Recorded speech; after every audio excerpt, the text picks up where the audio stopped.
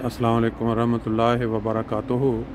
दोस्तों, इस्लाम की जो तारीख़ है वो जिस बंदे ने सुनी या पढ़ी है कि आगाज़ इस्लाम में कुफ़ार मक्का ने मुसलमानों के साथ कौन कौन से जुल्म रवा रखे, उस तारीख़ को आज अगर कोई जमात दोहरा रही है जिनके साथ वो वाले जुल्म या उससे बढ़ के या उस जैसे जुल्म रवा रखे जा रहे हैं, तो वो जमात अहमदिया है। पाकिस्तान के अंदर सब लोग जानते हैं कि किस तरह जमात के लोगों के बुनियादी हकूक़ सलब किए गए। अभी आजकल हर हफ्ते मसाजिद तोड़ने, महराब तोड़ने, कब्रिस्तानों के अंदर तोड़ फोड़, फिर लोगों को वहाँ जो सिर्फ़ अहमदी होने की बुनियाद पे जो नौकरियाँ वहाँ से निकाला जा रहा है, जो हुकूमती इदारे हैं वो जॉबें नहीं दे रहे। अब वहाँ से कुरानी तालीम के मुताबिक बहुत सारे अहमदी हिजरत करके मुख्तलिफ मुल्कों में जा बसे हैं। आज हमारे साथ एक दोस्त हैं जो पाकिस्तान इस्लामाबाद से यहाँ जर्मनी आ चुके हैं, और आज खुशकिस्मती है इनकी कि खलीफा वक्त के साथ उनकी मुलाकात होगी ज़िंदगी में पहली बार। इनसे थोड़ा तारफ़ हासिल करते हैं, कुछ पूछते हैं कि इनके साथ क्या हुआ पाकिस्तान में। अस्सलाम वालेकुम, आप अपना तारफ़ करवा दें। अस्सलाम वालेकुम, मेरा नाम नुमान अहमद है।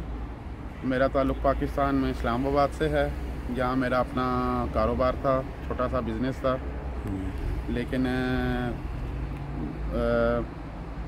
मौलवियों की तरफ से की शरंगेज़ियों की वजह से और उनकी मुखालफत की वजह से मुझे मजबूरन जर्मनी आना पड़ा है। मेरा बेटा जिस स्कूल में पढ़ता था, वहाँ पे स्कूल की इंतज़ामिया की तरफ से उसको बहुत ज़्यादा मसाइल का सामना था, जिसकी वजह से वो अपनी पढ़ाई पे तवज्जो नहीं दे रहा था। तो इस वजह से हमें जर्मनी आना पड़ा है। तो आपके जो कारोबार था उसके अंदर मतलब किस तरह से वो तंग करते थे कि भी इनका कारोबार ना चले? जैसे मतलब कि मुख्तलिफ जो मौलवियों की तंजीमें हैं जी, मतलब कि ये हाफिज़ सईद की जो तंजीम है जी, उनकी तरफ से आए दिन वो गाड़ी धुलवाने के बहाने आते थे। मेरा अच्छा, कार वाश था, कार वाश, ठीक, तो वो गाड़ी धुलवाने के बहाने आते थे और अच्छा, आके धमकियां देते थे अच्छा, कि हम तुम्हारा कारोबार ख़त्म कर देंगे, जला देंगे, तबाह कर देंगे, अच्छा, तो यहाँ से चले जाओ, नहीं अच्छा, तो हम तुम्हें मार देंगे, तुम्हारी फैमिली को नुकसान पहुँचाएँगे। आसपास के जो मार्केट के और लोग थे उनको अपने साथ मिलाते थे, उनको अपना हमआवाज़ करते थे, जिसकी वजह से मार्केट वालों को भी शय मिलती थी। अच्छा, अच्छा। और मैं अकेला था अपनी फैमिली के साथ।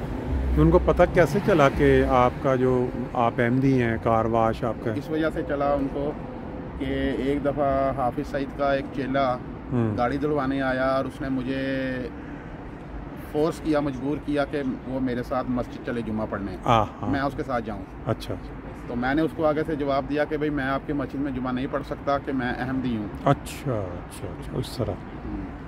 तो इस बात पे वो भड़क गया।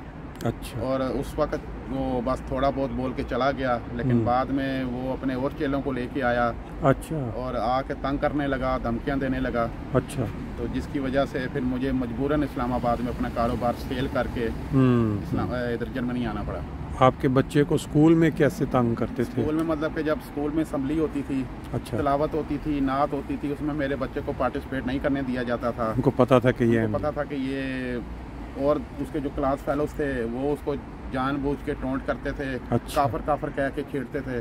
अच्छा, कितनी कौन सी क्लास में था वो बच्चा? उस टाइम तीसरी में। अब छोटे बच्चे के मतलब जेहन में बाद दफ़ा तो कुछ बच्चों ने उसको मतलब कि मारा भी, अच्छा, शरारत करके, अच्छा, कि अच्छा, कोई बहाना, कोई इल्ज़ाम लगा के कि ये हमें मार रहा है, अच्छा, तंग कर रहा है, छेड़ा, उस अच्छा, बहाना बना के उसने हमारे बच्चे को मारा। इसकी शिकायत मैंने वहाँ की इंतज़ामिया से भी की, अच्छा, लेकिन इंतज़ामिया ने कोई नोटिस नहीं लिया इस बात का।